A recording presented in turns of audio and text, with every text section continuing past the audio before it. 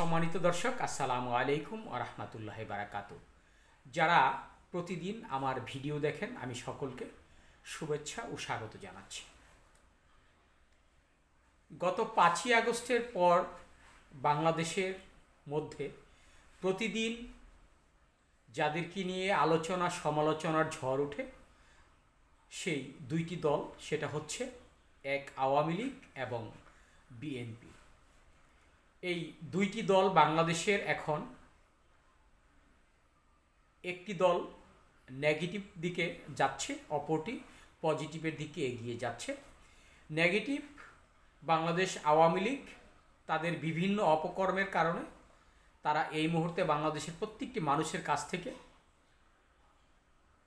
বিশেষ করে সাধারণ মানুষের কাছ থেকে ছিটকে পড়েছে। আর যারা এখন শুভেচ্ছা পাচ্ছে, স্বাগত পাচ্ছে, যারা মানুষকে জড়িয়ে ধরার জন্য একটি প্রচেষ্টা চালাচ্ছে, তারা হচ্ছে বিএনপি। আপনারা জানেন যে বর্তমানে দুই নেত্রীকে পেছনে ফেলে যিনি এগিয়ে রয়েছেন বাংলার ইতিহাসে, তা হচ্ছেন, তার একটি নাম, সেটা হচ্ছে তারেক রহমান। এই মুহূর্তে বাংলাদেশের মানুষ, প্রতিটি মানুষ, শুধু মানুষ নয়, প্রত্যেকটা মানুষ, সেটা বিভিন্ন শ্রেণী পেশার মানুষ হতে পারে, বিভিন্ন বয়সের মানুষ হতে পারে, বিভিন্ন ধর্মের মানুষ হতে পারে, বিভিন্ন মতের মানুষ হতে পারে, সর্বোপরি প্রত্যেকটি মানুষ এখন বর্তমানে নারী নেতৃত্ব বাংলাদেশে আর চাচ্ছে না। যেই নারী নেতৃত্ব আমাদেরকে যতটা কলুষিত করেছে এই বাংলার ইতিহাসকে, এই 1971 সালের পর, অর্থাৎ 91 সালের পর দীর্ঘ প্রায় 30 বছরের কাছাকাছি যে নারী নেতৃত্ব আমাদেরকে যে হিংসা, বিদ্বেষ এবং অহংকারের প্রাচুর্য নিয়ে তারা যেই রাজনীতির মাঠকে কলুষিত করেছেন, তার মধ্যে বেগম খালেদা জিয়াও আছেন এবং শেখ হাসিনাও আছেন। এই মুহূর্তে বাংলাদেশের ইতিহাসে যাদের নাম বারবার উঠে আসছে, সেটা হচ্ছে তারেক রহমান। এই তারেক রহমান বাংলাদেশের হাল ধরতে যাচ্ছে খুব দ্রুত। আপনারা হয়তো মনে আছে যে যখন এই 5ই আগস্টের পর আওয়ামী লীগ পতন হয়, ঠিক এর পরপরই যখন যুক্তরাষ্ট্রে একটি নির্বাচন হয়, এই আপনার ডোনাল্ড ট্রাম্প এবং জো বাইডেন, এই দুইজনের মধ্যে যখন প্রতিদ্বন্দ্বী হয়, তখন মানুষ মনে করেছিল যে যদি ডোনাল্ড ট্রাম্প নির্বাচিত হয়, তাহলে আওয়ামী লীগকে হয়তো তারা আবারও কোনো না কোনোভাবে তারা ক্ষমতায় নিয়ে আসবে এবং এই ডক্টর ইউনূসের বেশ একটা ক্ষতি করার একটা প্রবণতা বাড়বে। ডোনাল্ড ট্রাম্প হয়তো ডক্টর ইউনূসকে কোনো না কোনো দিক থেকে তাকে পদচ্যুত করবে। এই বিষয়টা নিয়ে যখন আলোচনা হচ্ছিল, কিন্তু আজকে সেই আলোচনার মুখে আপনার ছাই দিয়ে যেই পৃথিবীর ইতিহাসে একটি নজির দেখালো, সেটা হচ্ছে ডোনাল্ড ট্রাম্প তার এই যে 20 তারিখে তার যে আপনার ক্ষমতায় বসার যে একটা দিক রয়েছে, দিক নির্দেশনা রয়েছে, আপনারা জানেন যে এই মুহূর্তে অর্থাৎ 20শে জানুয়ারি এই আপনার জো বাইডেনের বিদায় এবং ডোনাল্ড ট্রাম্প প্রেসিডেন্ট হতে যাচ্ছে, তাকে স্বীকৃতি দেওয়া হবে এবং তিনি নতুনভাবে আবারও ক্ষমতায় বসবেন। এই মুহূর্তে যে তারেক রহমান এবং এই আপনার মির্জা ফখরুল এবং স্থায়ী কমিটির সদস্য আমির খসরু মাহমুদ, এই তিনজনকে আপনার ডোনাল্ড ট্রাম্প তার এই অনুষ্ঠানে দাওয়াত করেছেন।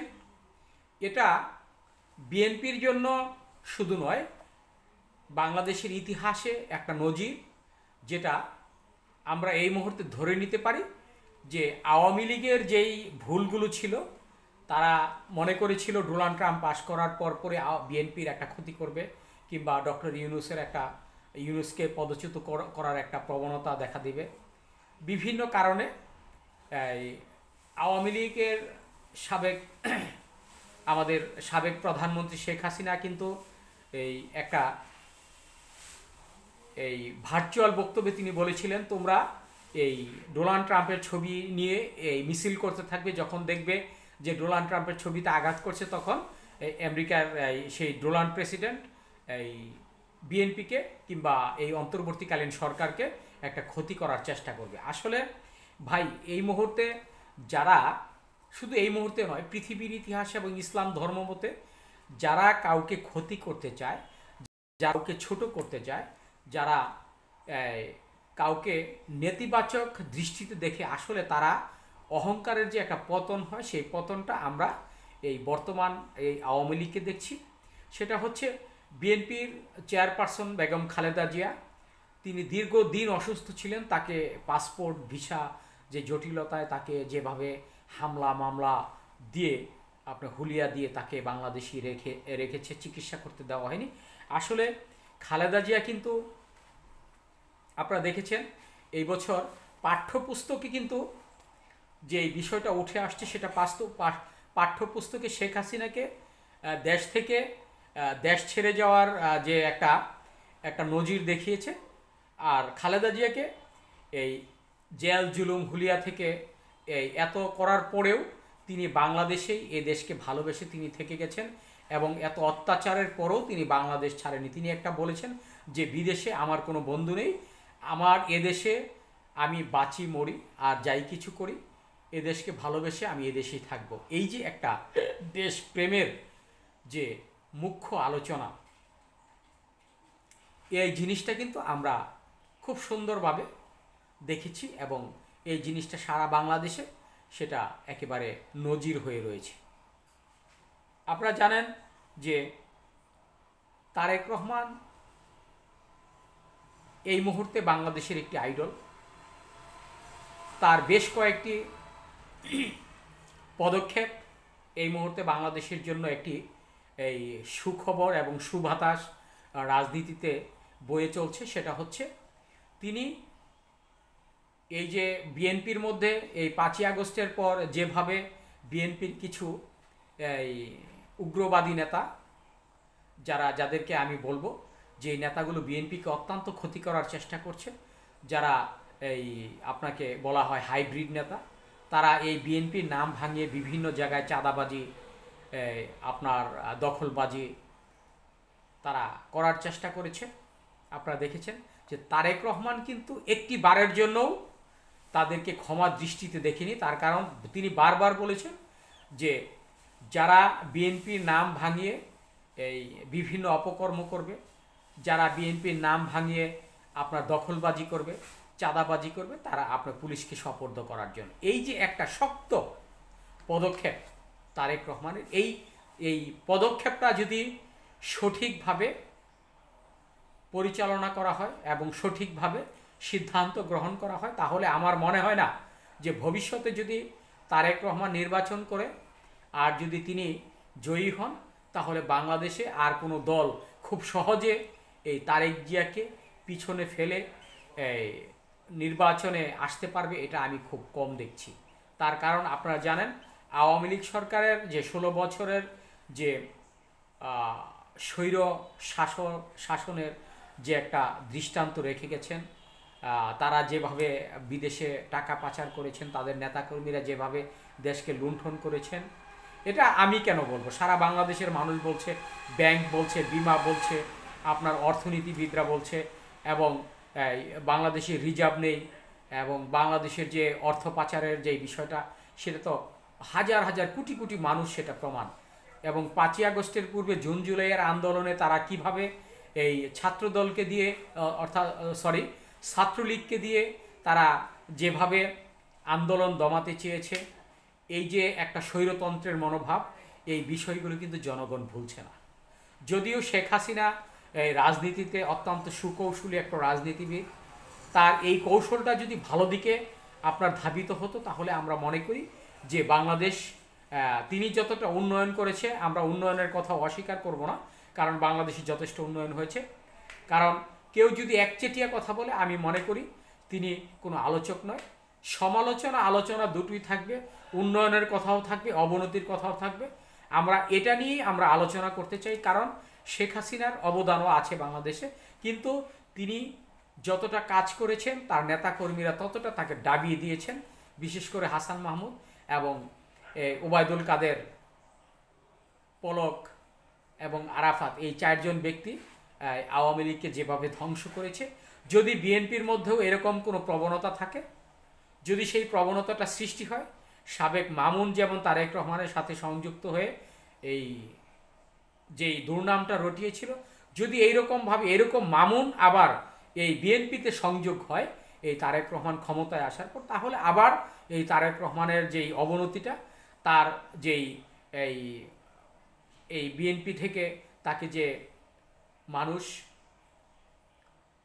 যে ধিক্কার দিয়েছে, এই ধিক্কারটা হয়তো তিনি আবার পাবেন। কিন্তু আমার মনে হচ্ছে যে বর্তমানে তারেক জিয়া আর অতীতের তারেক জিয়া এই দুটোর মধ্যে হাজার পার্থক্য রয়েছে। তার কারণ আমরা তার কথাবার্তা, আলোচনা এবং ভার্চুয়াল বক্তব্য সব কিছু মিলে এই মুহূর্তে তারেক রহমান একজন সত্যিকারী নেতা হিসেবেই এদেশের রাষ্ট্রীয় ক্ষমতায় হয়তোবা আসতে যাচ্ছে। এবং ডোনাল্ড ট্রাম্প অর্থাৎ পশ্চিমাদের এই যে ভালোবাসা, শেখ হাসিনা মনে করেছিল যে হয়তোবা এই ডোনাল্ড ট্রাম্প তিনি ক্ষমতায় এসে আওয়ামী লীগকে নিজ হাতে ধরে আবার তাকে কোনো না কোনো প্রকারে কোনো স্বৈর শাসকের মতো তাকে আবার এখানে এই সুন্দর করে মূর্তির মতো বসিয়ে রাখবেন। আসলে তার সেই ভুল ধারণাটা আজকে আমরা এই ডোনাল্ড ট্রাম্প, এই তারেক রহমান এবং এই বিএনপির মহাসচিব আপনার